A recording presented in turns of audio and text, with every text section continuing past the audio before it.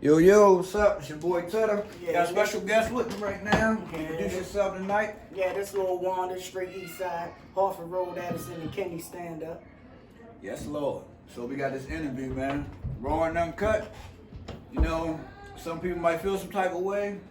It is what it is, man. But everything be opinions, everything be truth.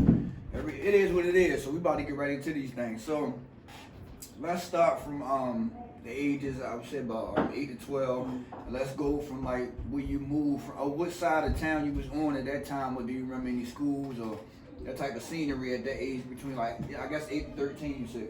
Yeah, you know, I'm from East Baltimore, Harford Road, AK, stand up. From the age of like 8 to 12, I went to Barkley Elementary, got kicked out of there. Then I moved to, I went to School 39. So, then after that, so both of these schools over east? yeah, they over east. They right there on North Avenue, you know, back in the day. All right, Mm-hmm. You know, after that, you know, we was struggling, you know, a little bit. So, you know, my mother, she allowed me to go move with my aunt. You know, rest in peace, Aunt Dolores.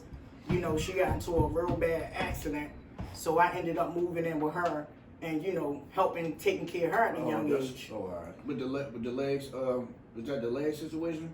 Yeah, she had. Yeah, I didn't. Yeah, because I never knew. I used to always look at it like, damn. Yeah, she went. Well, she, you know, back in the day, if y'all, you know, familiar with Lafayette projects, I'm talking about like the projects back in the day. You know, my aunt got hit by a car in a bus, and she needed somebody to take care of her. So, you know, she moved over East Baltimore on Carswell Street. And at that time, we was actually living in that home that she moved into. We actually got kicked out that home. My uncle, you know, kicked us out and put all our furniture out back and shit like that. And my aunt moved in because she got all this money and shit.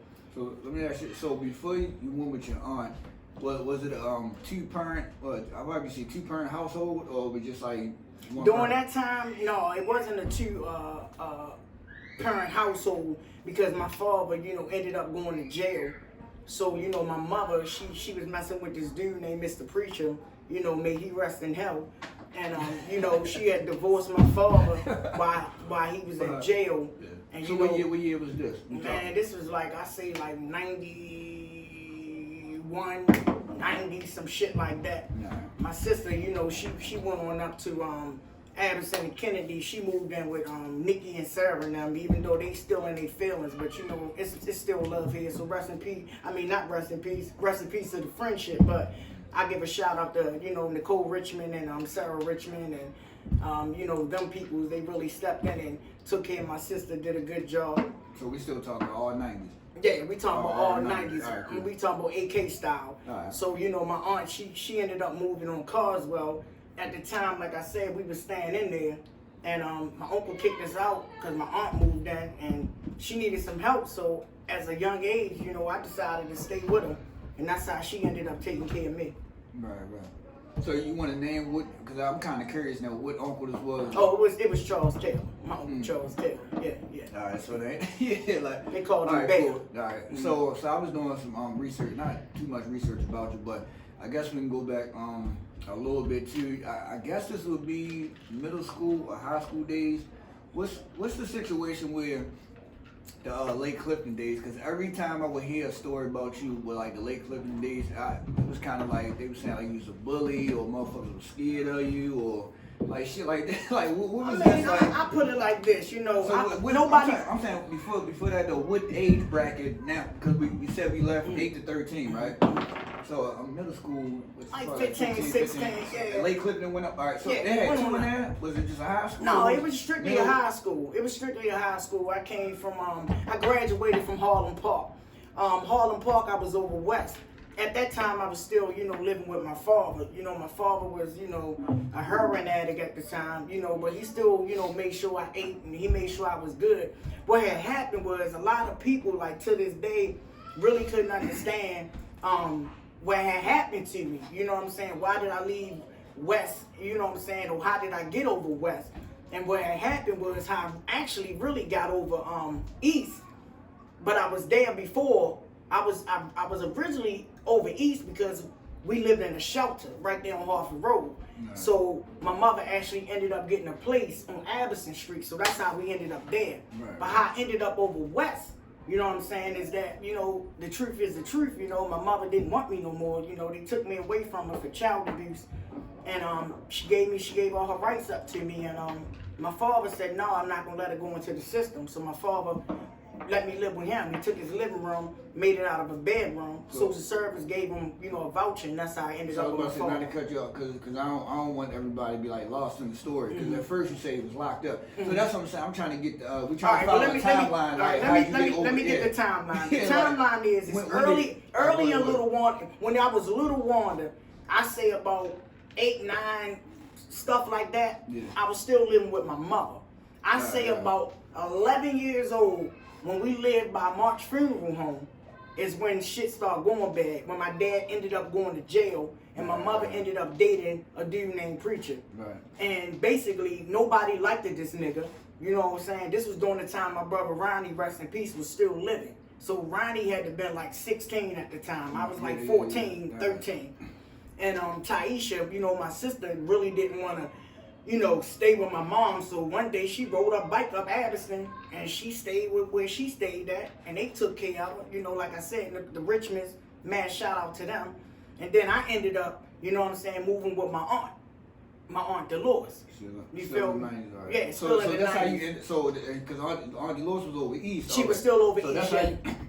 That's how you ended up over the Lake Clifton School? No. That's how I ended. Lake Clifton right around the corner. Yeah, when my aunt moved on Addison, well, actually when she moved on Carswell is when she had took custody of me, and that's when I started going to Lake Clifton. Right. Because she actually moved from Carswell to Addison Street. So she moved twice, from Carswell to Addison. And that's what it was still all around the same. Still around the same area. Yeah. So go back to what I'm saying is, so would it be any truth for a couple of people were saying like maybe you could have been a bully or you was scaring people in the school? Cause like when motherfuckers was saying that to me, like certain people, I'm like, yo, how the fuck can a female or somebody bully? Like, and then there's guys in there too. So I'm like, I'm thinking like, nigga, if I was old enough, I was there. Like, I don't think that was going down like that. So how would you say how the hell you have so much power where, you know what I mean? Like, I'm gonna go to this story too. I don't know if it's true or not, but they said, I think you could correct me if I'm wrong or not. They said I think you blocked the door when you was in the school one day. You blocked the door. I don't know if the class supposed to went to gym class or some shit like that. And you said like wasn't nobody leaving or something like that. Like is these? Cause I be hearing these stories. You know what I'm saying? So I want to know if this shit is true because that's mind blowing if it is. Nigga, like how the fuck can one person tell?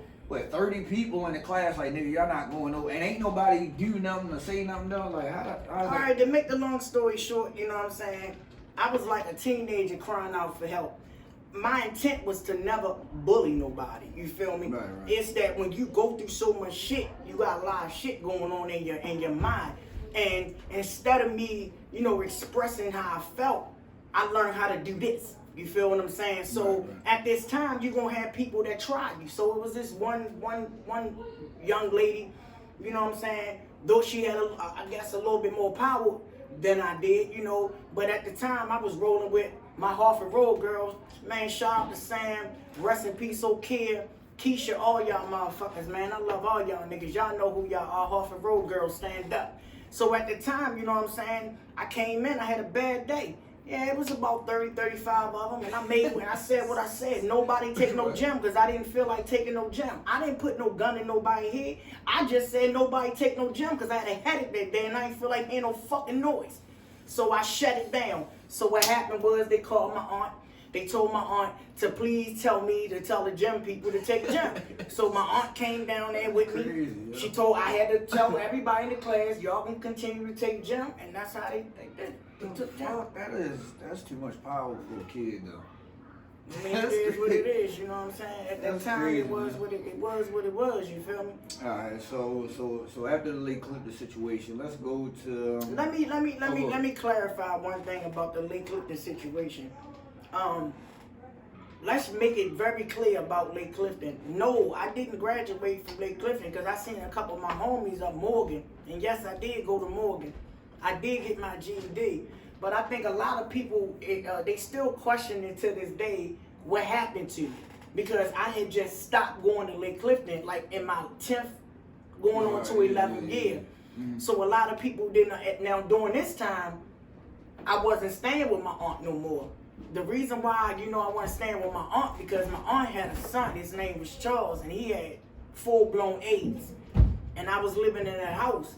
And my oldest sister, that I would die for, shout out to Tanya, when she realized that he had full-blown AIDS, she didn't want me living in that environment. Right. So she came and she got me and told me pack all my shit up. And that's how I ended over south. That's how I ended up out Brooklyn. So you feel me? That's how my journey is. Yeah. So what had happened was, a lot of people want to know what happened to Wanda. And oh, she dropped out of high school. No, I ain't dropped out of high school. What happened was I had cancer. I ended up with sarcomia cancer in my right leg. I ended up not being able, I caught myself walking and falling. And my legs started swelling up and stuff. So when I went to Johns Hopkins, they gave me a lot of tests and they found out that I had sarcomia cancer. I had like a tumor on my right leg. So I had to have in and out patient surgery. And I had the tumor removed, and then I ended up, learning how to walk all over again on my leg. Yeah. So the principal, y'all know who the principal was, Mr. Perkins. They decided, because I lived out Brooklyn now, they wanted me to go to Southern. That's out Cherry Hill. Back in the day, back in the day, Cherry Hill was beefing with everybody. Westport, East Baltimore. So what I had told Mr. Perkins, like, I didn't want to go to that school. And he asked me why. I said, because you be signing my death certificate. Because I don't play. You feel me? I'm walking to a zone that I don't know nothing about. I'm straight east side. So anybody crack slick, it's gonna be whatever. So I decided to go ahead and just go for my GED once I healed up. It took me like 4 to 6 months to actually heal. My sister Tanya, like I said, shout out to her. You were still younger this time? I was like 17, at that time. And she took care of me. She, brought me in her home, and the nurses came out. I had to have home nurses come out and shit. So that's what really happened to me, and what happened and why I never completed high school at Lake Clifton is because I had bone cancer. Over east of. Alright, so now we end up over South Baltimore now. So now this most of the shit Brooklyn, I remember. Stand up, Brooklyn. What's up, Brooklyn? BK all day. Well, this about most of the shit I can remember, at that time frame now though. So at this time now, you stand with, you say your older sister. At the time, I'm staying with my sister. Oh, because I remember you wound up getting your own place down. I don't know what age though. Yeah, we'll get into that though. Yeah. So when you first moved out, you said coming from East to South Baltimore. So now it's like everything is a little weird. Cause that's how it was too when I was coming from East to Cherry Hill. Yeah. It's like, nigga, you don't want to go outside and play. You don't know these niggas and shit like that. Yeah, no doubt. So how was not to say like really fit in, but like was it kind of easy to mingle with some of the people over there? I mean, 'cause for real, I'll be thinking like, even though it's like we say East, West, South, like black people just gonna be niggas regardless. Like they everywhere. You know what I mean? So was it kind of easy a little bit to mingle with some of the people out Brooklyn, or like was it a little rough at first? Did you have to fight a couple people at first? So like how that was, going out there? To be honest with you, Lord, they accepted me with open arms. I didn't have to fight not one time out on BK. BK stand up. Y'all know who y'all are. I would give a shout out. But all y'all niggas is real out there, motherfucker. Y'all always accepted me, so I appreciate that. Shout out to my husband, Fat. Shout out to all my in-laws. Y'all know who y'all are. I don't need to call y'all names, but shout out to all y'all. But they accepted me with open arms. They never judged me. They never did none of that. They knew I was from East. I'm a people's person, so I blended in pretty good. Right. At that time, yes. So at this time too now, so let's get into relationship situations at that time. Mm-hmm. At that time, you was what age? You said it was 17? Yeah, I was like 17 when I moved up there, like 17, 18. Because to be honest, I was still catching the bus from our BK to Eastside because I still was at Lake Clifton until I couldn't walk no more from the surgery. So that's when I ended up dropping out. I was still catching the bus going to school. So you didn't want to transfer? That's what you said. I really didn't. That's what you said. It goes back to what you said. Yeah, I really didn't. I mean, well, they basically dropped. They basically, when they found out I was sick, And when they found out that I couldn't walk, that was their opportunity. I'm going to be honest, because I was like a bad child there. So by me being sick there, that was definitely their excuse to say, oh, she not in the zone no more. So we can go ahead and drop her off road. So that's what happened as well. Mm-hmm. All right, cool. So you out Brooklyn. So what about relationship status at the age of 17 out South Baltimore at that time? Or did you have? Since you say you was going back and forth between South and East, wasn't any type of relationship going on with anybody at this time? To be honest with you, I had a boyfriend. We wasn't, interacting with each other. You know what I'm saying? One thing for certain and two things for sure, niggas can tell you, Wanda wasn't giving up no pussy. You know what I'm saying? They was too scared to even holler at a broad. You feel me? I was more manly than them. They fucked around and thought I was gonna bend them over. You feel me? So I wasn't really one of them kind of girls, out there like that. I was more of I was a tom girl. You dressed like a tomboy? Oh no, I started to get into my feminine kind of shit. But I still had that hardcore mentality where niggas wasn't approaching me. You feel me? I had niggas that say they wasn't approaching me because I beat a couple niggas up a blick and they know what it was. You feel me? So, a lot of niggas wasn't trying to holler at me. You feel me? But when I got out Brooklyn, at the time, I did, I met a special person, at that time. His name was Gerard Deal from out Cherry Hill. Yeah. I bet. Yeah. So, because we do, well, they don't know, but I do know you got kids. Of course, we are, of course. So, because I remember that you wound up getting your own spot out South Baltimore. So, did the kids come first, or did you get your own spot after? This was after you moved with your oldest, Tanya. Well, how that go about is when my sister moved out there, my mom actually ended up getting her place out there. Cool. I still ain't had no kids at that time. I was like 18 going on 19. Right. So I ended up living with my moms. I ended up moving out my sister's house and I moved in with my mom because people need to understand when I lived with my sister, she really didn't have no place for me to go because she had her own kids and her rooms was occupied. But she still managed to make space for me. That's why I call her my first heartbeat because she'll always be there. And she made sure that I was good and I was comfortable. But because my mom had the place, she was young at the time, my mother had a 2-bedroom. So my mother gave me the back room. And they showed me how to apply for a voucher. But the reason why I got the voucher is because I ended up getting pregnant. So I'm going on 19 at the time with my mother. 19, yeah. Right. And I ended up meeting a young man, rest in peace, my children's father, Rudy from Cherry Hill, rest in peace. I ended up getting pregnant.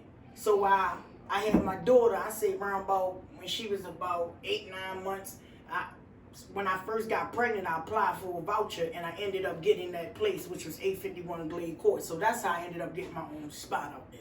Oh, yeah. So I remember that now. So when you got your own spot now, because the stories I remember, so now I guess the stomping ground just was cool and everything was just familiar now. So everybody like, yo, niggas know me. I'm good. So even though you was out there, was you missing East Baltimore any time, or was you missing any other shit? Like what? Man, I always went back home. You know what I'm saying? Because that's who raised me. That's where I was from. But going back to AK wasn't the same, because I had lost my brother. You know what I'm saying? And a lot of my people was around there, they was fallen soldiers. May all of them rest in peace. Every last one of them, from Wink, Rock, my brother, all of them, Mike, all of them, fallen soldiers. People, they died at a young age. And the block wasn't like it was, because back in the day, when you from AK and you wasn't from there, nigga, we know you wasn't from there. Yeah. Because this is how it was. If you had somebody that come on your block, and they want to fight. Now, don't get me wrong, I had a lot of fights. But if you didn't win that fight, you got your ass fucked up by them niggas on that block. Right. So I was in fear for my life. So I had to throw these hands, and I still got it. And the thing about, just to elaborate on that, I'll be telling niggas too, because now, we're going to get back to that story, but now, everything is so young now. And I was telling niggas, I was like, yo, Baltimore wasn't really raised on that blood and Crip shit or that BGF shit. I said, yo, I'm not even that old. I might be 34 though. I said, but I can remember that niggas was repping block. If you was from East Side, Cherry Hill, Poplar Grove, Park Heights, niggas be like, yo, I'm from West and I'm from East and all. Like, niggas was repping they block. I can remember because it like, East Side niggas couldn't move a certain type of way over South. South niggas couldn't move a certain type of way over West, but everybody know who was who. Niggas be like, all right, yo, the West Side niggas, they getting money. East Side niggas might look a little dirty, but they got a couple of dollars in their pocket. You know what I mean? Always called us dirty. Yeah. I mean, shit. I mean, ain't nothing changed. I'm just keeping it. I'm from East. I'm just keeping it like, but a lot of, West Baltimore niggas was tend to have, you know, like a little bit flashy more than the East Side niggas was. Even though East Side niggas have a couple of dollars. But I guess, I don't know, them niggas just don't put no money into their attire. Yeah, so they just look dusty with sweatpants. Shout out to Sam, shout out to M.I., Melissa. You know who you are. Love you, Sam. Love you, M.I. But yeah, that's what I'm saying. That you is right on that, because even from my little time frame, I'm like, yo, niggas was rapping they blocks, where you from and stuff like that. So we in South Baltimore. And things like that. And how long do you stay in Brooklyn, or how long do you stay in South Baltimore? I say I stayed out there for about a good 10 years, some shit like that. And it was love out there. 10th Street. 10th Street, right. Glade Court, Highland Court. Like out Brooklyn, for me, Brooklyn was like remind me of the block that I came from. It remind me of AK. Yeah. You feel me? And to this day, well, not to this day, but you know who's who out there, you feel me? So I think it kind of like I fitted in because like out Brooklyn, it reminded me of AK because you couldn't just come out BK and crack your shit either, or you get your jaw cracked because everybody knew everybody, you feel me? So you ain't gonna just think you coming from here and think you gonna come out there and run some shit because you got some real niggas out there that And 10th Street is kind of really beefing more with Cherry Hill than anything. I don't understand why, because it was all South Baltimore. It's the same way as East. It's the same as East beefing with West. Nonsense, but it is what it was. You know, when you young and you got that young mentality at that time, you know, it is what it was. And niggas grow up, you know, and they get their sense. And like I said before, you know, everybody was united out there. It reminded me of where I came from. So that's how I fit it in. All right, so we just getting the timeline. We're gonna get the timeline. So now you say you was out Brooklyn for 10 years. I remember some stories too. I ain't gonna get into them though. Most of my stories. We talk about. I said most of my stories about you beating me up. So you needed your ass whipped. I wanted to make sure you went to school, but you got your high school diploma, so it's all good. I mean, if you want me to be real, even though, like I said, a lot of people probably on my channel know when I showed my tattoos and told them like, only reason I got a lot of these tattoos because you know, when I asked my origin, I was like, yo, like, you know, I wanted to see some pictures of my older brother. They like, damn, yo, we don't got none, woo. So I'm like, so this is all I got. But, you know, just to remember, and all I can remember is like being around the nigga like 4 or 5 times. But I would kind of say you was kind of more like the big brother because, I mean, it was kind of weird though because you was like a girl, but you was a guy at the same time though.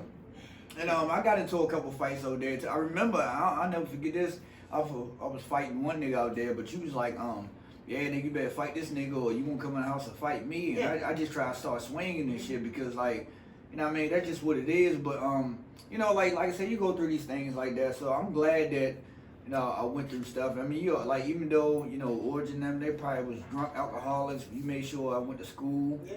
You know what I mean? Stuff like that. And that's why I try to tell, we can get back into the story. I don't want to go over what I'm saying, but that's why I've been trying to tell people, like, I ain't even gonna say it. I want to get back to it because I want to go over what I'm saying. You know, we're gonna get back into that though. So after Brooklyn, 10 years out of Brooklyn, I'm gonna get back into that. 10 years out of Brooklyn. So then after that, where we go at after this? Well, I remember we went out Essex. Yeah, well, when I got out Essex is, you know, that I'm saying that was after Brooklyn. I'm going to tell you how I got out Essex. I was still out Brooklyn, you know, doing my thing. You know, with my brother being, you know, gone.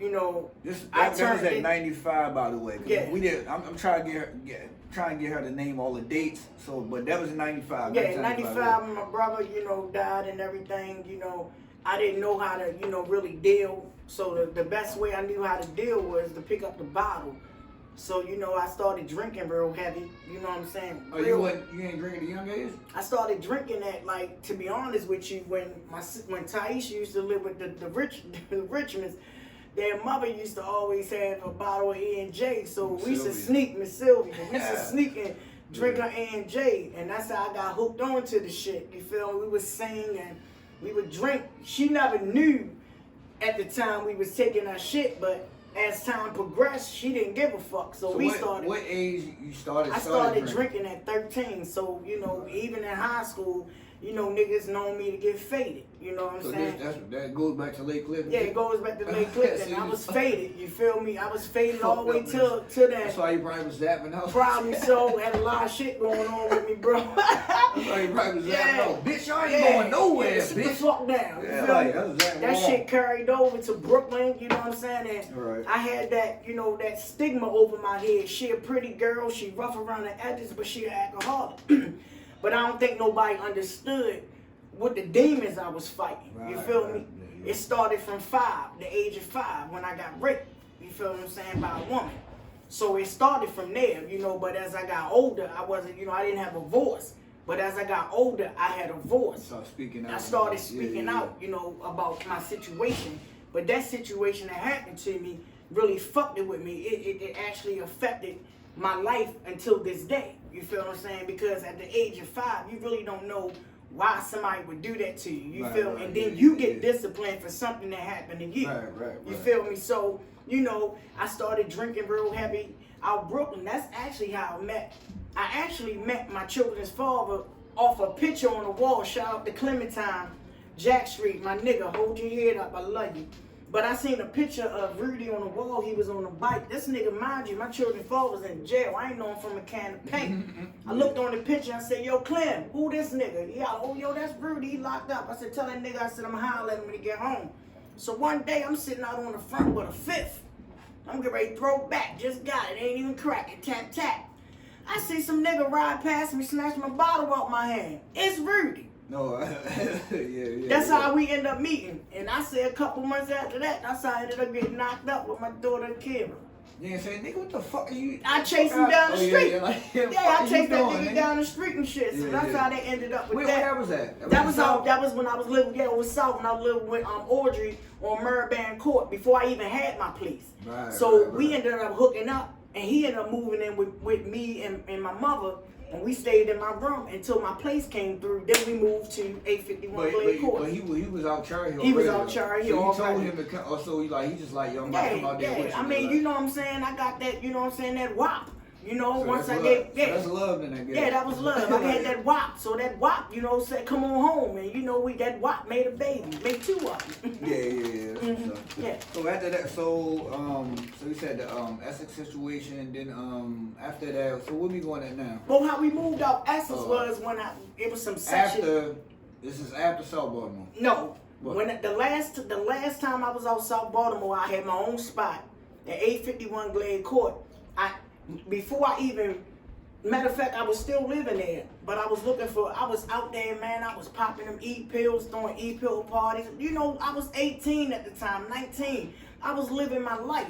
You feel me? I was, you know, everybody was doing what they was doing. You know, unfortunately, I got hooked up in that. Oh. You feel me? I want to ask, because I don't know why I'm just thinking about it now.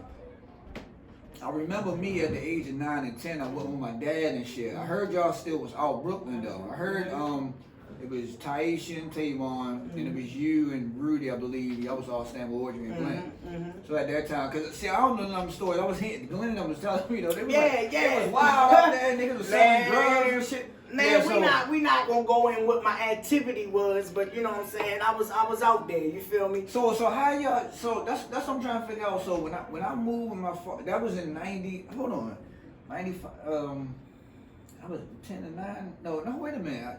Around he died in 95, I was 10. So I think, I probably got with dad at the same time? It had to been around the same time. Around about that same time. So this is what I'm saying, so did you lose a place or something like that? Nah, I never. I'm saying, for you to get, because why would they say that all 4 of y'all were staying with them? Like, that's what I'm trying to figure out, like, I really don't know how that came about. I can't really tell you that. Yeah, I really can't tell you how that came about. All I know is I didn't stay with Audrey long because my place came through. So me and Rudy ended up moving to my spot. This was before or this was after? This was after 95. When I got my spot, it was like 97, 98, some shit like that when I got my spot. Out Brooklyn? Out Brooklyn, yeah. What the thing about you say you was with Tanya though? I moved with Tanya when I was younger than that. She got me like when I was like 15, 16. Okay? But I thought she was staying at Park Heights. She was staying at Park Heights, but you forgot she was the first one that got her place out Brooklyn first. Yeah, I remember that. Yeah. Right. But mind you, I moved with Daddy at 13, but I came back with Mommy. You feel what I'm saying? So that's how that came about. But I don't want to confuse the audience. That's hella movie. Right, that's hella movie. That's hella movie. I'm confused. So let me make it real simple for y'all. Yeah. I live after I moved with my sister Tanya, I moved with my mother till my spot came through. Me and my children father moved into my spot. We broke up, you feel me? He went his way, I stayed there. Yeah. My mother ended up getting a job at the courthouse out Brooklyn. So my mother asked me one day, she was like, yeah, you want to work? So I'm like, yeah. So she took me down to the courthouse when Brooklyn courthouse wasn't even built. It was still in the process. But my mother ended up saying, this is a fucked up ass story, but it's funny. My mother, as old as she is, she had a crush on this dude by the name of Martin. So my mother was like, yeah, won't you come work for me? She was with a contractor that was cleaning the building, the windows and shit. Right. Carter's contract. My mother knew them people through Aunt Dolores. So my mother asked the dude, my daughter, she out there. I needed her to calm down. I need her to get, cause she can work. Mind you, we've been working all our lives. From the age of collecting cans and squeegeeing, the real squeegeeing, working at the supermarket, bagging bags, helping with the hats. I've been working all my life. So my mother got me the job, and that's how I ended up meeting my youngest daughter father, Martin. When me and Rudy broke up for a minute, that's when I met him. When I met my daughter father, this nigga was homeless. Me and my mama didn't even know he was standing in a vacant. You feel me? Yeah. Till he told us. So my mama told him like, no, you come live with me. I'm like, no. He come stay with me. You feel me? He ain't had no kids. He was chocolate. He was fine, at the time. So, bam, he come move in with me. I go to the doctors one day. I come back. He from New York. Stand up New York. And I was like, he was like, don't say nothing. You're pregnant. So, yeah, I ended up getting pregnant with my youngest daughter, Aliyah, which will be 17. She the only child.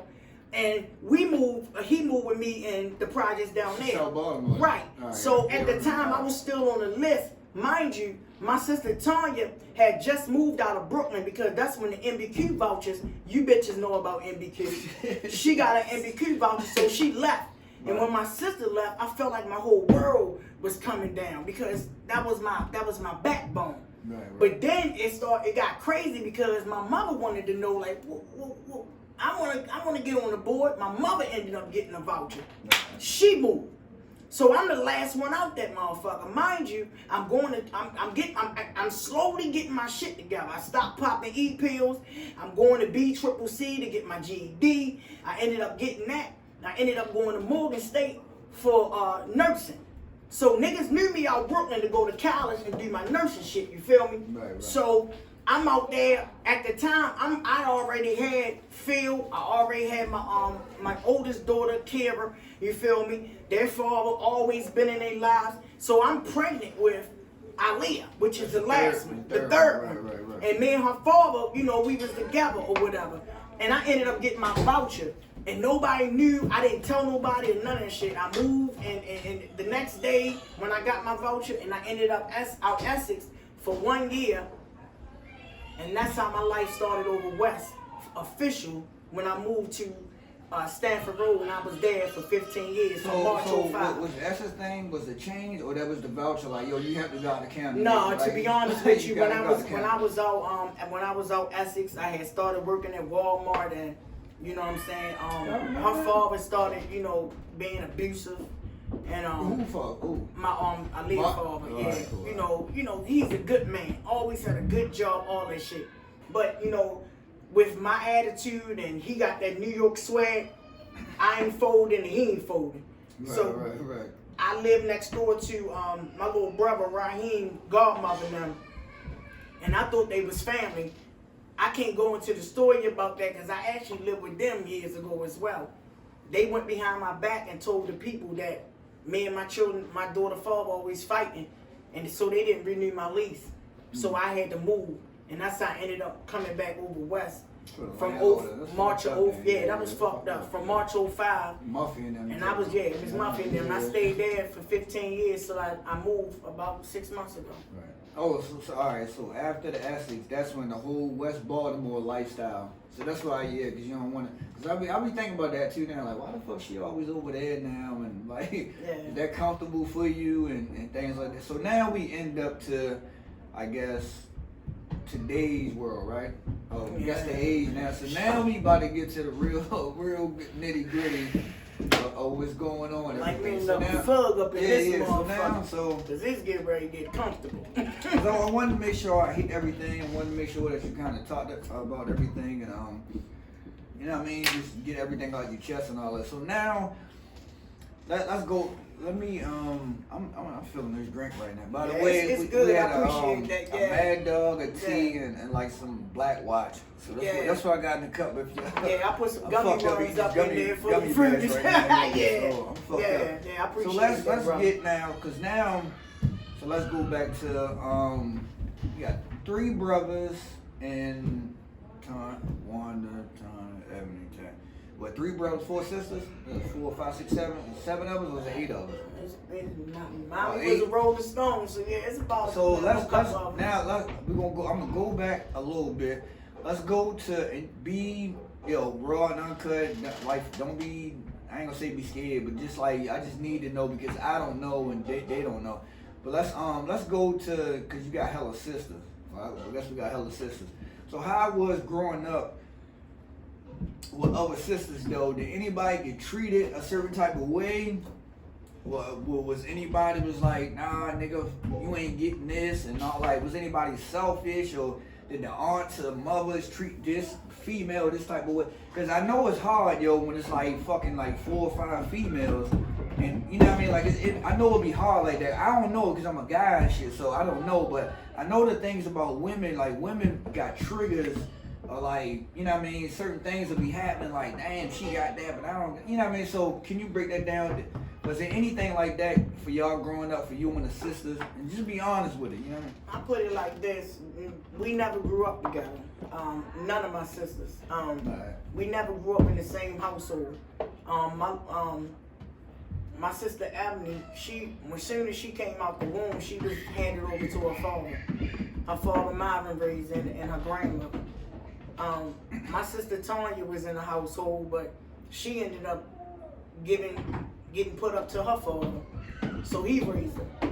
Shout out to rest in peace, Mr. Cleveland. Shout out to Marvin. Taisha, at an early age, like I said, that day when she got on that bike and rode to Miss Sylvia and them, they basically raised her, so she was handed off to them. And me personally, I was handed off to my father at the time. So we never raised no damn. My mother actually didn't raise none of us. I guess you would say probably button me a little bit. Yeah. But she always, my mom always I feel like I'm not gonna blame my mom because you gotta go back to find out what her past was with her family. Yeah, I be thinking about that shit. So when I was angry growing up, I was so mad at her. But people had to, tell me, like, you got to understand how she was raised. So as I got older, I started to understand. You feel me? But none of us was, raised in the same household. But my mother always had this favorite, and that was you and my sister Taisha. So that kind of, I don't know how Tanya felt or Abby felt, but I know they felt like shit because I always felt like shit. Because my mother always showed love to my sister Taisha to this day. And I always wanted to know what was so special about y'all that wasn't so special about me, Tanya, and Ebony. But, it is what it was, So that envy grew up to hate. I never hated my sisters because of what my mother did. I hated the fact of how I can't even say they. I just know, at the time, I think my sister knew that she was the favorite. And she acted like she knew she was the favorite. Right. Because I remember one time, you know, when I almost thought I wasn't gonna have no place to stay. Matter of fact, when I was living with my mother out Brooklyn at the time, my sister told my mother to put me out, and I had a kid. So that shit grew to envy to hate. But I don't hate any of my sisters. Now, it's crazy because I can sit here and say, yeah, my mother favored you and Taisha, but I'm no different from my mom because I favor my sisters, because my sister Tanya is my favorite sister. And the reason why I say this because I never had a real relationship with my sister Taisha Ebony. Yeah. But my sister Tanya, at a young age, she was there for me. She took me. She made sure I went to school. She made sure I ate. She took me everywhere because she got tired of me being beat all the time. Every time I turned around, I was being beat. That's why I came so strong, and I feel like nothing hurt me because everything everything that you possibly think that I couldn't got hit with, I got hit with. So that's what it was. But to elaborate on that, she's saying it's 7 o'clock. We good. So to elaborate on that though, so to elaborate on that, I'm gonna bring her in. You feel what I'm saying? But I would say, do you think? I mean, cause like now, just listen to the story and all that.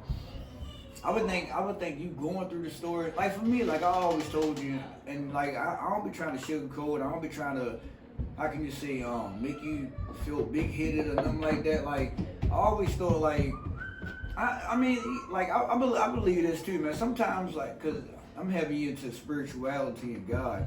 I mean, like just because when you get older though. So I remember when we did something, and we gonna go back to the story. I'm just going off a little bit right now, but I remember like when I just told you upstairs and when we gave you that stuff.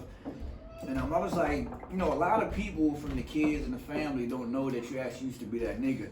And sometimes I think that, and that's why I think a lot of people do certain shit to me, like they want, like I don't be wanting to be around nobody, but they want to come around me though. Like, yo, I'm saying though, yo, we want to party. I'm like, yo, like, you know what I mean? So, like, I think like when, like, and not saying niggas had to be, like, we got to be big-headed or nothing like that, but it's like, I always wonder, like, why niggas always just want to come around me, and like, why niggas, you know what I mean? And the nigga told me that too. He was like, yo, it's something that you have that they don't have, that they don't have and all that. So I really believe that it could be some type of spirit that you had as a younger age going on up, because it goes, let's go back to your Brooklyn age. That's what I remember, is that I remember that you was that nigga around there. I remember that wasn't nobody fuck with you around there, and you know, you been doing certain type of shit around there. The niggas and the girls were scared of you too, so I was like, damn, like, you know what I mean? And sometimes, like, cause, like, I would say not out Brooklyn, not cutting you off. I wouldn't say no niggas or no bitches was scared of me out Brooklyn, because everybody had their own ego, everybody had their own style. I mean, I'm talking about altercations. You got it. I remember some shit you got into. It was some true motherfuckers. It's till this day. Like I said, like especially on my husband's side, man, they actually ranked that motherfucker, because you know they was the first black people out there. So shout out to I'm the just talking about from what I remember. Yeah. They know I wasn't no bitch though. Yeah, I'm just saying, like, as I remember, I just like, cause that's what I told you, like when I was out there, he was like you know, I was getting into things. I remember you taking me to school and all that. Oh yeah. I think that the stuff that you named and all that, and then what you go through, I think that make you stronger. Yeah, most definitely. And things like that, and then like, cause some outfit we gonna get to where we at now in today's 2020 about the family now, but I believe that I mean, I guess since we about to go on that, if you wanna elaborate what I'm about to say, we can go off of that. So, and then we can just take it from here. Okay. So we can say that. So I'm gonna say this. I remember, and then you just pick it up from what I'm about to say. So I remember 10 on up and all the stuff like that. I remember when we used to get around certain situations, certain family events. And I remember, I don't know if I could really name names, but like just, I really would say everybody, from aunts, uncles, to cousins, to, I'm talking about, when I say that, I'm talking about like everybody, you know what I mean? So like, niggas used to always be like, yeah, yo, you know, like your sister crazy, yo, like you gotta watch like, you know, when we get around certain things, man, like she be acting a certain type of way. Like niggas used to say shit, and I should be like, why the fuck they always talking about her and why? But like, it kind of threw me off because niggas was tell certain people shit, but I never seen nobody come in your face and tell you it's like, wait a minute, yo, you disrespectful, yo, you out of line, Wanda, or you are this and that and all that. But niggas always used to huddle up and be like, yo, we're not about to invite her to this event, or she can't come to this birthday and shit like that. And I used to always, you know what I mean? I used to always be trying to trip off that. It's like, why are they always trying to treat her like that? And that's what it goes back to that. I'm like, is it because she that nigga? Is it because niggas scared of her? Like you know, I'm just talking about like as I'm being younger growing up. It's like, cause I got so many question marks, cause you know all family members come around just talking about shit, and that's why I told y'all I try not to get into the gossip shit because I don't like that. I think that's like a female character. I just don't do that shit. Mm-hmm. You know what I mean? Like I be wanting everybody to come together and peaches and creams and lollipops, and, you know what I mean? But I know, I mean, it is what it is. Only God could kind of do that though. But I used to always wonder that. It's like, why they always fucking with her, and you know what I mean? Why they always got something to say about her and all that? That's why I was like, is because she that nigga, or like niggas is jealous of her, or you know what I mean? Like I used to always, that's why I told you this before, and I used to always wonder why, like, and that's when, as I was getting older, I used to start taking up for you, like, yo, you can't, like, you know, when I was a kid, it was kind of different because I would just hear stories, but it's like I was getting older, I was like, wait a minute, man, this shit getting out of hand now, like, it's too much. Mm-hmm. Like, nigga, y'all been telling me this shit since I've been 10, nigga, like, now I'm fucking 18, like, you can't keep saying that. You know what I mean? Like, it's like, you know what I'm saying? So, like, why do you think, basically what my question is why do you think, we ain't gonna say friends, but family. We talking about uncles, aunts, cousins, and all this shit like that. Mothers, dads, or whoever. Why you think these niggas always had, I guess I would say, a vendetta or some type of, you know, situation against you? Was like, and you ain't even like, you know what I mean? You don't even got that much power. Like, ain't like you can go outside, like, nigga, let the earth be flooded. Like, you know what I mean? It ain't like you can go out that bitch like, man, fuck this. The whole earth just go like, why do you think you got so much, you know what I mean? Cause a nigga, you know, crazy though. I'm gonna put it like this. And people in our family like to throw rocks and hide their hands. Every last one of them. You feel me? And I'm a kind of person where you just ain't gonna walk up on me and say what the fuck you want to say to me. Right. Cause I'm a correct you. Right. You feel me? I'm a corrector.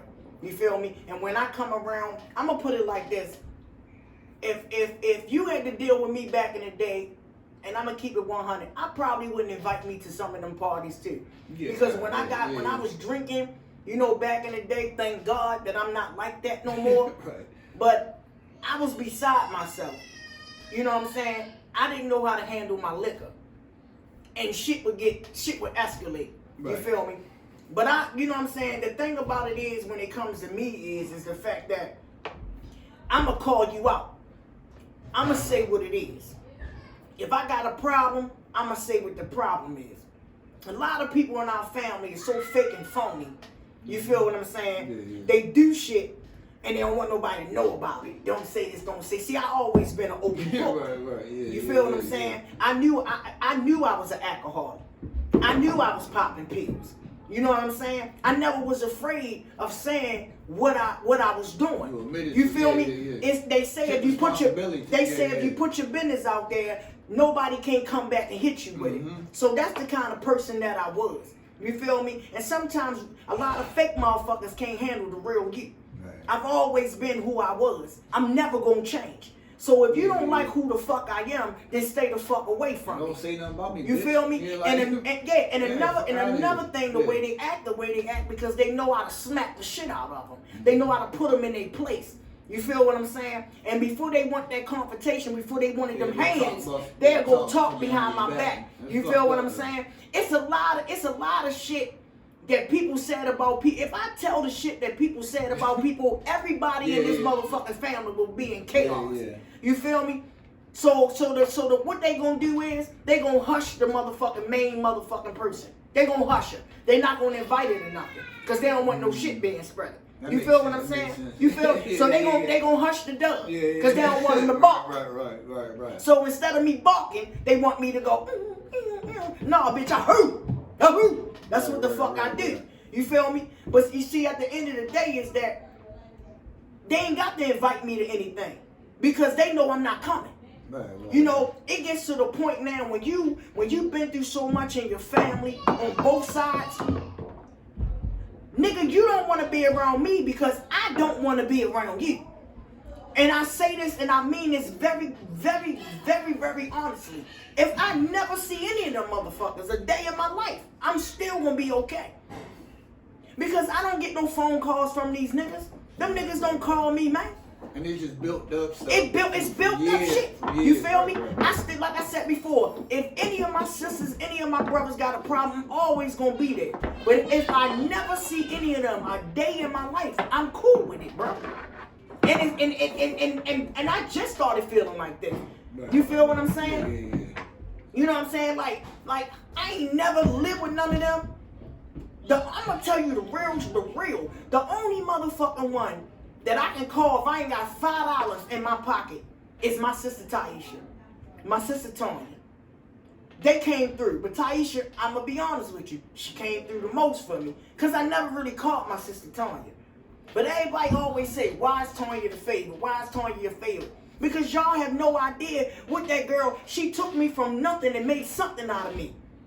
You feel what I'm saying? Yeah. None of them other motherfuckers ain't never done nothing for me, bro. You feel me? This is my thing. What really hurt me the most is that you motherfuckers will call me if y'all beefing. You will put my life on the line, but you won't save my life.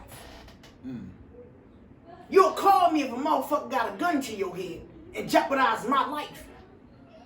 But you won't do the same for me. Right. How can you call me for something negative but never congratulate me when it's positive? I done things where I deserve this. I don't hear motherfuckers calling me on the phone saying, Wanda, I heard you did this, congratulations, this and that. No, I'm always the topic of the family. But as soon as I come and approach you about it, you got Tourette's. It be lollipops. Yeah, you got stomach problems. What the fuck is wrong with you, bro? Bubbles and lollipops. Sesame Street and all that shit. You feel what I'm saying? So my thing is that how I feel right now, they go for cousins and all that shit. Yeah. If you don't want your business being put out there, stay the fuck out of mine. Flatline. And it's sad. That's sad though, man, because like, you know, this family been like that since I've been young. You know what I mean? Just talking about each other and you know, who ain't doing this and that and all. I'm like, damn, like a nigga can't even help each other out. You know what I'm saying? And things like that. So man, I remember a story when our brother Ronnie was living. Everybody know in the family Uncle Charles was the shit. You want me to go get the punch? Nah, you good. Unless you want to feel, I'm good. I remember everybody know Uncle Charles was the shit. You call Uncle Charles, he come around that motherfucker with him. I promise you, he came with a brown paper bag with like 19 belts in that motherfucker. Nigga would take 5 of them and whoop your ass. The kind of discipline he had, I didn't accept it back then, but I understood. Cause he raised good kids. But I remember he used to always ride past and tell our brother Ronnie, if you don't stop doing what you're doing, I'm gonna bury you one day in my suit. What color suit that you want? That's what orders on. That's fucked up. Do y'all know, audience, my Uncle Charles actually buried my brother in his suit. It was a green suit. After all of that was over with, I started drinking real heavy. I remember one time he came up on the porch and he took my A&J. I cussed this motherfucker out to the fullest.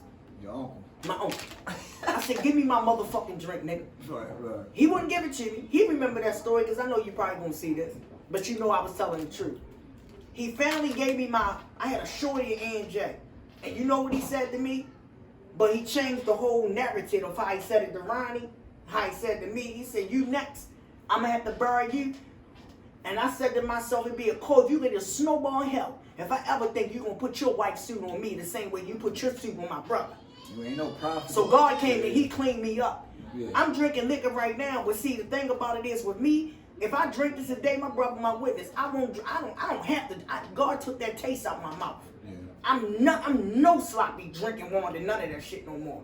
But he made me understand that you need to get your shit together. So even though he worded it wrong, he actually helped me. So shout out to my Uncle Charles. I really think that he actually saved me because he was saying like, bro, slow the fuck down. You gonna die from this shit. Right. You feel me?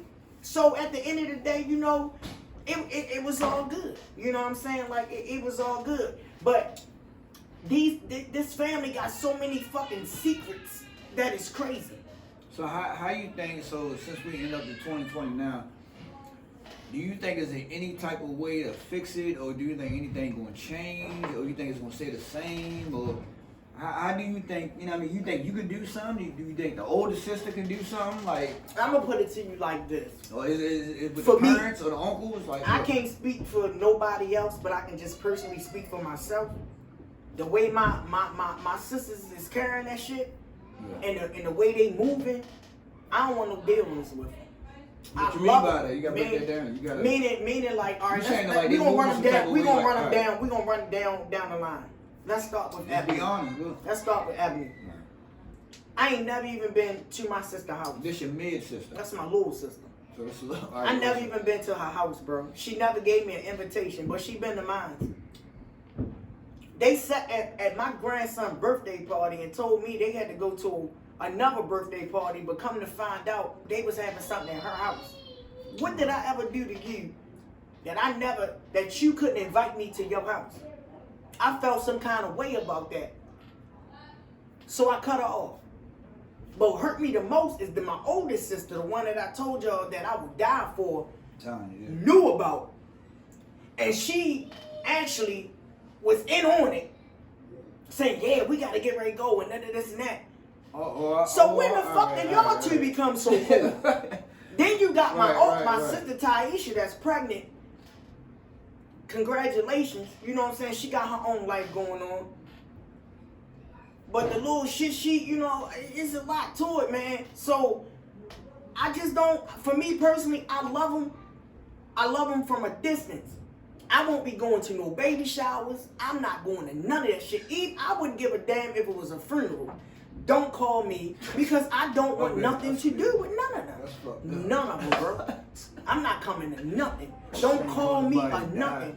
I mean that shit from the bottom of my heart. A lot of people don't understand that shit, man. They always say, oh, Wanda, she always this, on that. Have anybody checked her? Let me tell y'all something, the audience. I lost my sister Tiffany. I lost my cousin Aurora. I lost my children's father. You feel what I'm saying? I lost my children's father. I lost my other daughter's father. I lost so many people. Instead of people calling me and telling me, Wanda, you alright? Where your mental at? Nobody called me, bro. Nobody checked on me. Nobody asked me how I feel. So now when I'm lashing out, they be like, oh, I don't know what's wrong with her. Oh, you know what really fucked me up though? Because the first thing they say is, oh, she probably high. How? For what? I don't do no drugs. Never in my life. They so quick to say that I'm high or I'm this and that. I got a 9 to 5. I work at a hospital. I work every motherfucking day. I don't ask nobody for nothing. Why? Because I know they ain't gonna help me out. You feel what I'm saying? It ain't how you fall, y'all. It's how the fuck you get back up. And sometimes family can be the worst motherfucking people. So you know what I said? Instead of me keep being hurt from rejection, I'm just gonna go ahead and accept the fact that they don't fuck with me like that. And I'm gonna keep it pushing, bro. Yeah, I heard about that. And I know some of y'all out there can relate what I'm saying.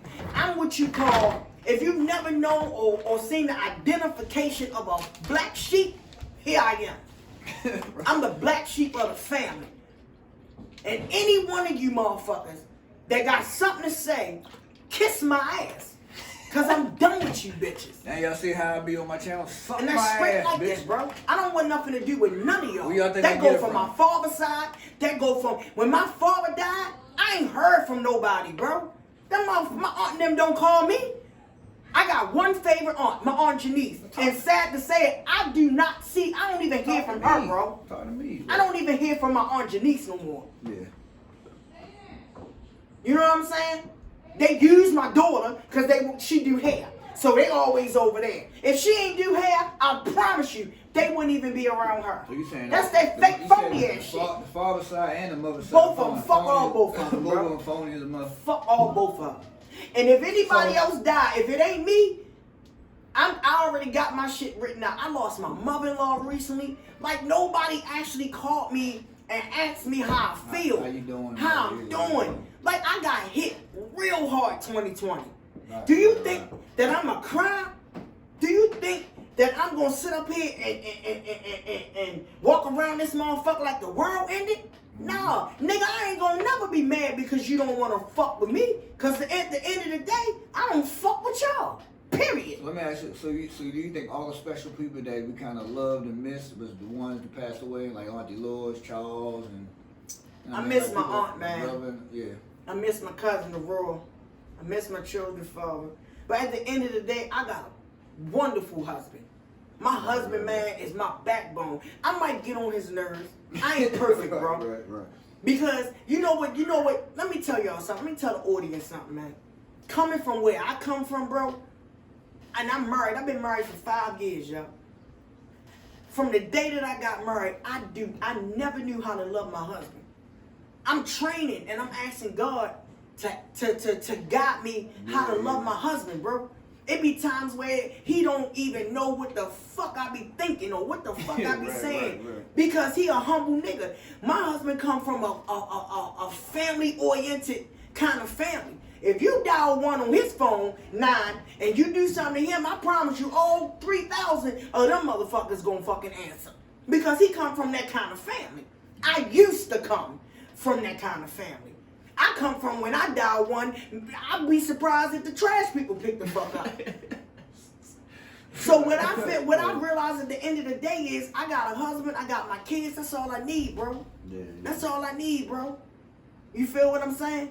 That's all I need.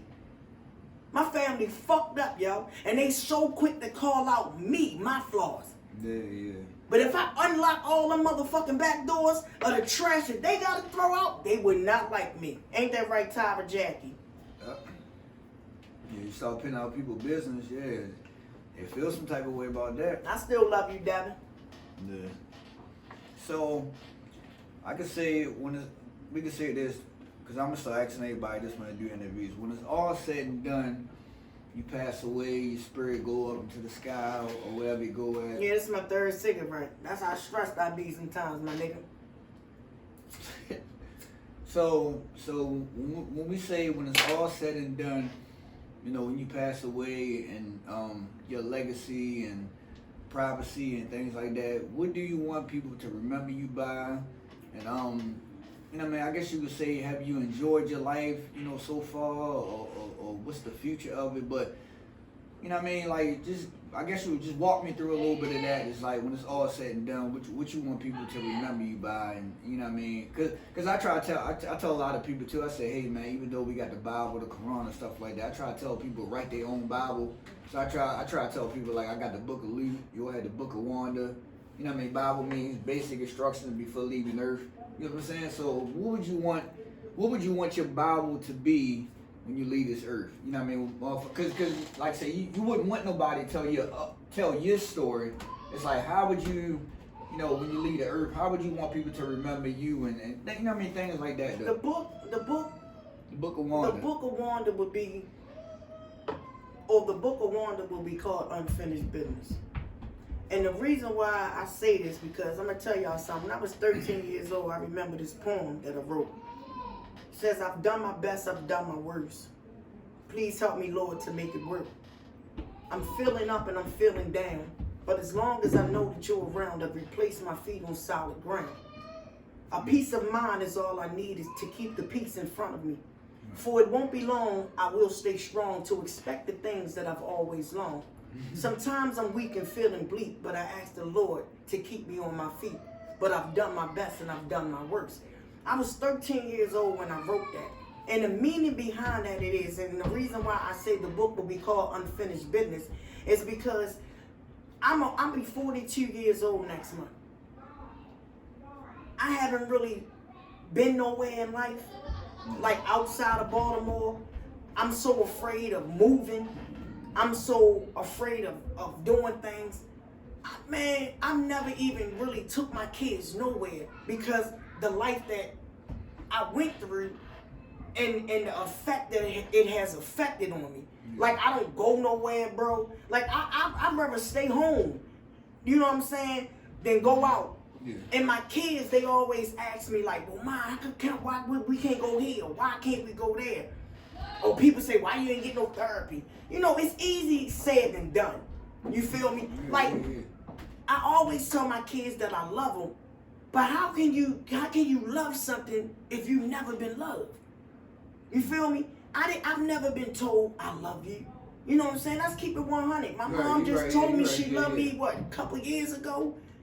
So I never experienced that kind of love. I can't give something that I can't feel. And then daddy would say Daddy it was quick. stern. He would say it quick. Yeah. All right, love you. All right, yeah, you know what I'm saying? Yeah, so. You know what I'm saying? So niggas keep saying, why you so rough around? Do y'all know how bad, bro, that I just want to love, yo? Because love is a beautiful thing.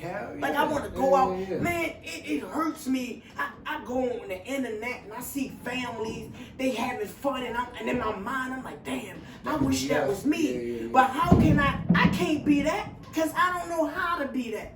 You know, when I'm cursing and all of that, my husband don't like that kind of shit. But I told my husband before I married him, this is what you gonna get. I told my husband, I don't know how to love you, but I try. I try. So at the end of the day, this is what you call me. I'm a broken vessel, but I know God ain't finished with me. Because I believe in every mess there's a message. One thing about me, I'm very spiritual. And I know God for him. I'm trying to tell you, if it's nothing else in this world that I don't know, I'm telling you what I do know. And I know who God is. I know who That's he one is. thing we do know, though. Absolutely. Man, my mom used to take us to church Monday through Friday, bro. You feel me? I seen Daddy was high. He was high in the spirituality. even though our dad was a Muslim, you feel me? But I know God for himself. And I know God he ain't done with me. But bro, I be 42. I want to take my kids. My daughter want to go to Disney World. You feel what I'm saying? Like, I want to experience them kind of things. But it's sad to say I don't know how. So let's do it, though. I mean, hey, let's talk about it, and it goes back to what you said, man. Like, I don't think we need, you know, when especially with us as black people, and I'm just getting into like a political thing. Like, when black people, when we go through things like that, I don't think we need whitey to get into our business with no therapy and shit like that. That's like niggas can, like, one thing about us, we like black people, we already gods and goddess and stuff like that, man. So we know when certain things click and when it don't click. You know what I mean? Even when, like, I got you in that song, like, yo, I'm going out the record right now, and I'm gonna play it after we finish everything. But I told Phil that I was like, yo, Phil, I said, nigga, you don't understand, nigga. He was like, what you talking about, yo? I said, nigga, I don't give a fuck. What you talking about? I said, you and Kira and your mom and everybody might fuss and all. I said, yo, but your mom and shit. I said, but your mom was like, I don't know why you eating those. Cause these was the bad ones. Oh damn. Yeah, that's what I'm saying. These was the bad ones. I got thrown in there. Yeah. But cause they had all the spray and shit like that. I was like, yo, I said, yo, like, nigga, I said, Wanda was like, you could say like the Jay-Z, the 50 Cents, I said, cause I was telling Phil, I was like, nigga, I'm so happy. Yeah, I said, nigga, I was so happy. I got your tapes. I got your tapes still upstairs on my motherfucking what's name. I said, Phil, I was so happy, nigga. I said, like, I've been wanting to do something with you because it goes back. I'm just bigging you up now, but it goes back to you on Lil Ryan. I said the only reason I got into the music at the age of 13 is because of y'all too. But it was more because of you, because I used to have tape cassette out Brooklyn. And I used to listen to your shit over and over again. Because not saying like I was obsessed with you and all that, but it just as a young age though, like, I don't know why my brain just be different from everybody else. I'm like, yo, like, I used to be thinking like, damn, yo, niggas really got talent in the family though. Then I used to get around my father, and then, like, you know, he used to sing a little bit. He used to put on like some Luther Vandross and some Sam Cooke, and then I would hear him sing, and then I would hear Sean sing, and then I would hear Omar sing. So but you gotta think about that's what I'm saying. I'm just trying to take you into a kid's world where how I was transitioning to stuff to get into the music and all that. You know what I mean? So I'm just like, yo.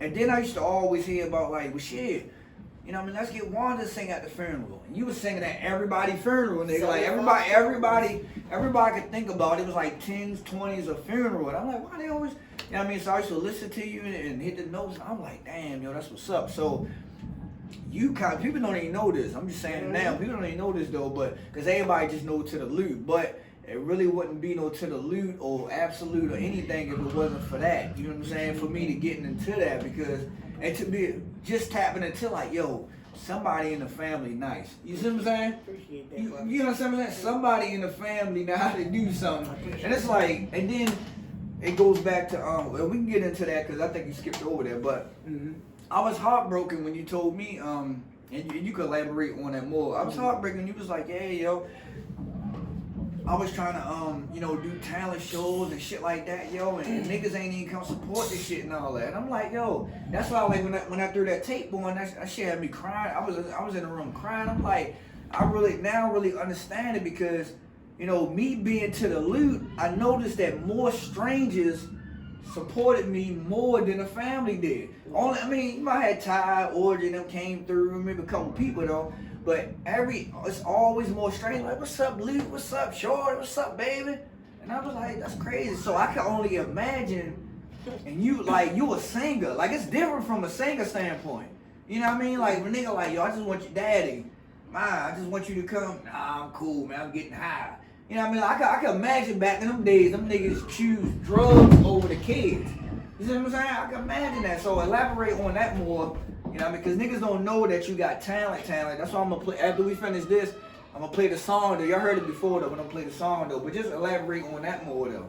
Well, when I went to Harlem Park, I was living with my father at the time, living with Daddy.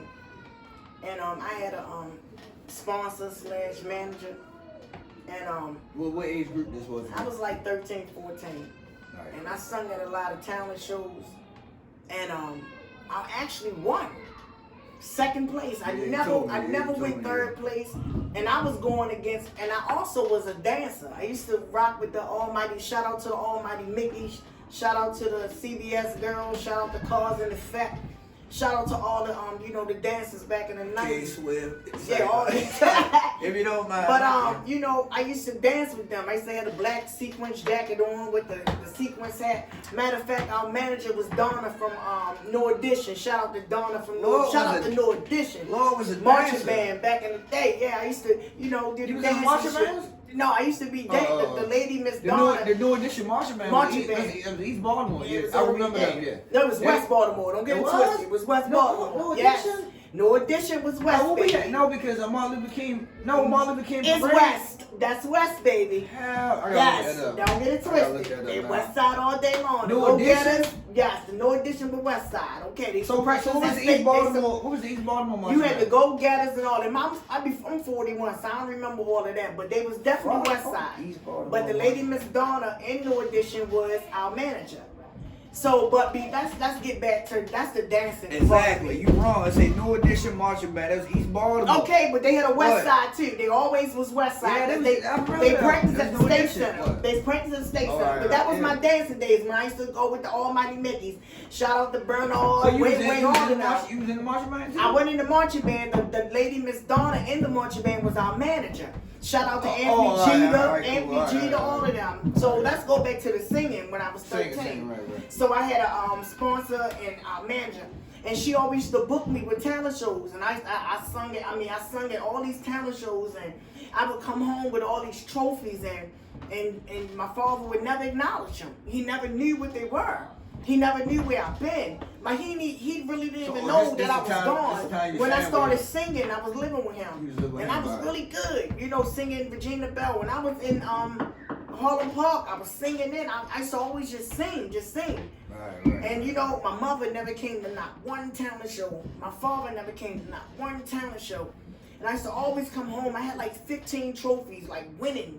I was going up against dance groups. I'm talking about Cause and Effect was that shit back in the day. Doing their thing besides the Almighty Mickeys. And I came second place to them. You feel me? Like bringing on trophies. He never acknowledged them bitches. Like never. And so I say like a month before I graduated Harlem Park, 8th grade, audience. I got accepted into the schools of art. And I remember my teacher, she had the application.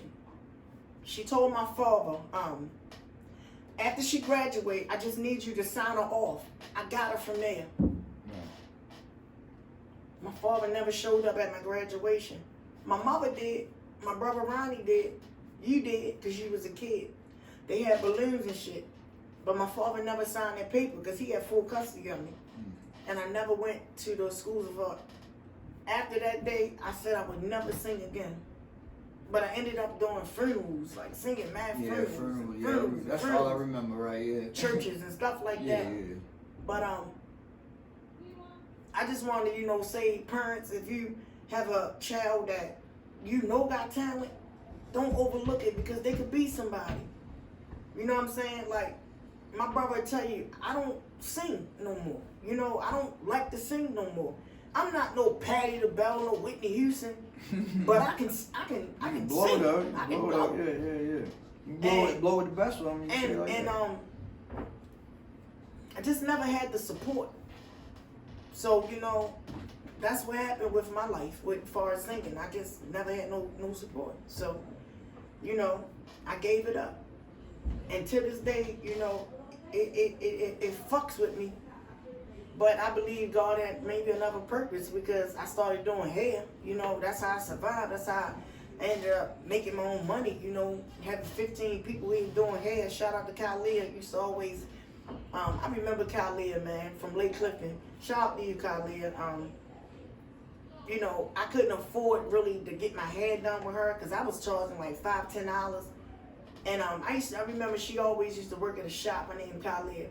And I used to go to her shop all the time. And after she finished doing hair, a lot of people don't know these stories. And it's exclusive. I used to sweep up all the hair and shit at her hair shop. And she used to do my hair. Yeah. So at Lake Clifton, I always kept my hair done. But a lot of people from Lake didn't know. I used to sweep her hair and shit just to get my hair done. She looked out for me to this day. And my girl Samantha, man, I love you, Sam. She work at John Hopkins. I love you, bro. She always check up on me. But it's a lot. Emma. I love you, Melissa. So yeah, man. Man, we on internet. We on YouTube. So look, we still. That's my mother right there. Say hi. You about to be finished. Or you about to be finished? Hello. Go ahead. Be finished. Go ahead. One he going. Yeah, man. Just give me a minute. We about to wrap it up. So. Okay, one you go with me and you go. Oh my goodness. Me and you go together. Sorry, I'm trying to get this interview. Go ahead, or go ahead. One and you go together. He already home. So. That's already home. So let's go. Let's end it with because I said that earlier though. But let's end it with how you want everybody to remember you by. And like if you pass away, shut the door. If you pass away or something happened to you, how you want everybody to remember you, the Book of Wanda and things like that though. I want somebody to remember me by is the fact that truthful, always real. I always was a person that looked out for people. I gave people my last. I always was there for people. Even though you did me wrong, I accepted it and I kept it pushing. I never was a person that held on. I started holding on to things as I got older. Because I started to realize, like, why should I give a fuck about you if you don't give a fuck about me? Right. As you get older, you just don't give a fuck. You be like, fuck that. Fuck you feel what I mean? Kiss my ass. You feel what I'm saying? But, at the end of the day, me and my husband is unequally yoked. And when you meet somebody like that, that means that he humble and I'm still got a lot to work on, but he can bring me. That mean is that balance? Meaning he can balance me. Yeah. Right, if I'm wrong, he ain't gonna be like you right. He gonna be like you wrong. Yeah. You feel me? So I really thank God that he brought him in my life. You feel me? I'm not perfect. I'm never gonna be perfect. But I can strive for perfection. And I just want the audience to really understand that sometimes, man, you can love your family, but you can also love them from a distance. And you don't have to do extra things to be accepted. If they can't accept you for who the fuck you are, say fuck them, then you just say fuck them. And I just want to say that if my family watching this and you don't approve of what I'm saying, I just want you to really know that I don't give a fuck. Is that it to say that? I really don't give a fuck. Don't give a fuck. I never gave a fuck then, and I really don't give a fuck. And the only reason I'm riding with Straight because like look, that, bro. it is what it is with me. Like, can't nobody say nothing to me because ain't nobody. I'm me, you know what I mean? And it's like it's really because I'm me because of that, because of her, because of you know what I mean. And it's crazy because I got a mom and a dad, but it's like I'm more of her than you see what I'm saying than them. So other than that, like I said, this gonna be my Lord. This gonna always be my Lord.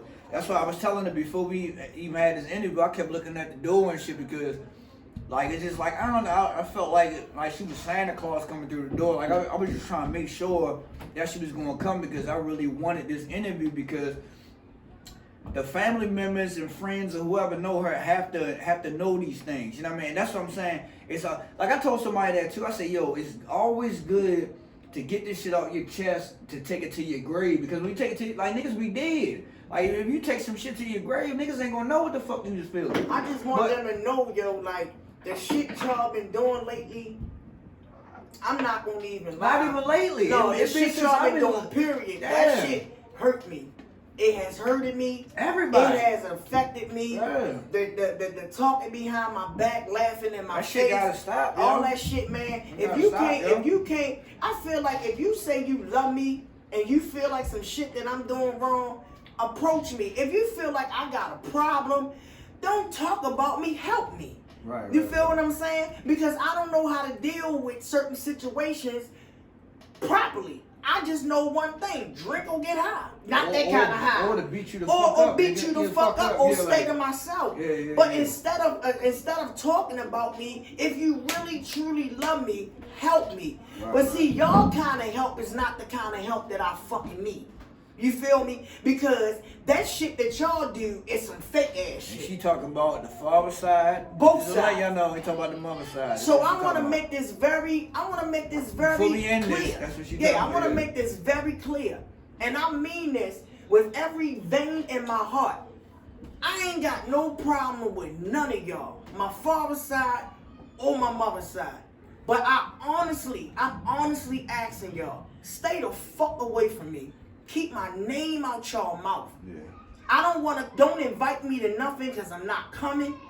I'ma be okay. I'm always gonna be okay because God always gives his cases to the strongest soldiers. And I ain't never been weak. And to keep it real, she don't talk about nobody in the family. I don't. So I be tripping because I guess I'm the youngest, right? The baby, right?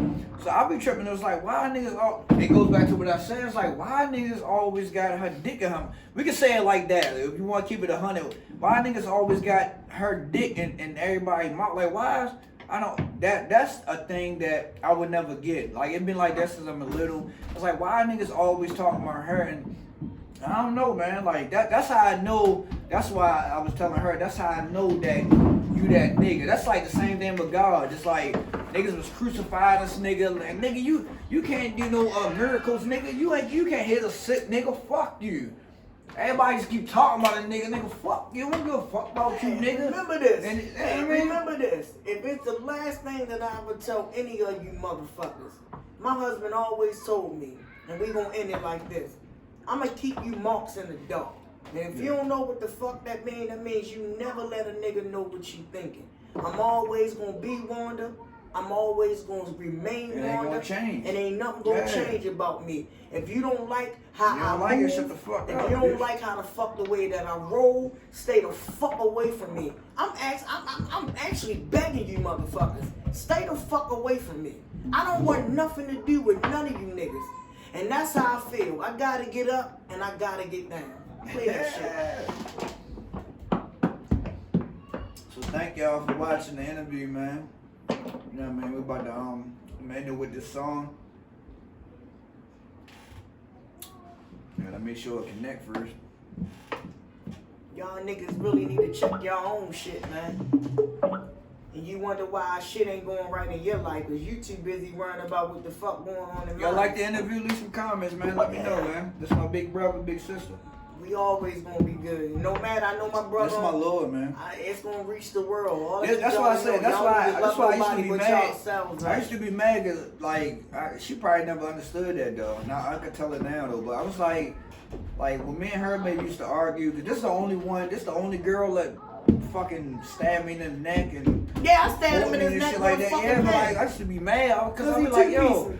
Nah, I said because like this somebody, and I'm not trying to say this though, like, but this somebody I kind of look up to, and fucking with that music and shit like that, yo, like this somebody that, I mean, look, I like when it's real, and like even if I was mad at her right now, I still would have to say the same thing. It just I can't get around that. Like it's like if I got me out of prison and you didn't tell her, you know what I mean? I would have to say the same. I would have to say that. You know what I mean? That's why I used to always thought that me and her was closer than anybody else, you know what I mean? Because I just be like, damn, yo, like, she fucking... That's on the like, boy side, but yeah, my sister but I used to always... that's my rock. I used to always think, like, rock. damn, like, I act the same way she act, you know what I mean? Like, niggas like, that nigga Lute crazy. I'm like, well, nigga, what the fuck? I ain't the only nigga in the family that's fucking wild, nigga, like, you know what I mean? So I'm trying to tell y'all, man. Just love yourself, man. If nobody, it's only you only got in the world. Look, this song right here is for the people, man. This man Wanda right here. Know how y'all fuck with this song, we gonna end it right here, man. I'm letting y'all know everything is gonna be okay. I know a lot of people say that, but I'm telling you what I'm saying. If you're alive, just look up in the sky, man. Love God, keep God, live God. You know what I'm saying? You gotta get up. I'm gonna let my sister Wanda sing to y'all. Gotta get up, gotta get down, head up off the ground. Gotta get up, gotta get down, head up off the ground. Gotta get up, gotta get down, head up off the ground. Gotta get up, gotta get down, head up off the ground. Gotta get up. Be strong, live life, love God all day. You gotta pray all night. People die, people cry. What the truth, people lie. I gotta keep it real, cause I know how you feel. You alive. Stop feeling down and depressed. You alive. Scream God voice with your chest. You alive. Love your kids, yeah, they the best. You alive. Show the most sign some respect. Look, I know times get hard. People losing their job and walking down the street about to get robbed. You wanna kill yourself, but don't try.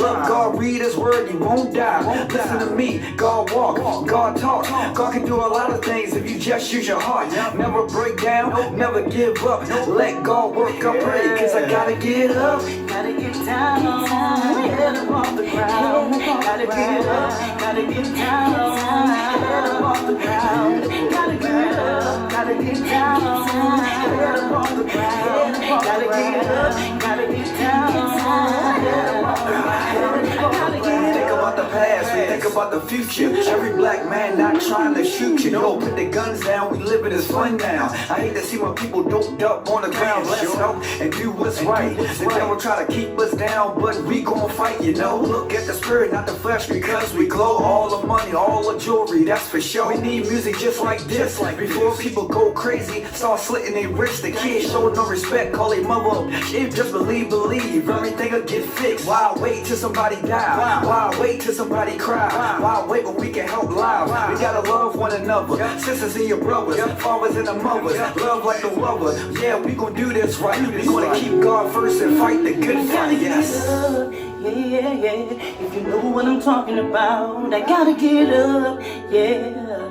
If you know what I'm talking about, I gotta get up, yeah.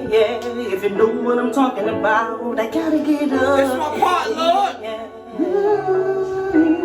Gotta get up, gotta get down, head up off the ground. Gotta get up, gotta get down, head up off the ground. Gotta get up, gotta get down, head up off the ground.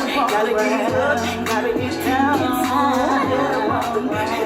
Gotta get up, gotta get down, head up off the ground. Gotta get up, gotta get down, head up off the ground. Gotta get up, gotta get down, head up off the ground. Gotta get up, gotta get down, head up off the ground. Gotta get up. Hope y'all enjoyed. Tell a bitch.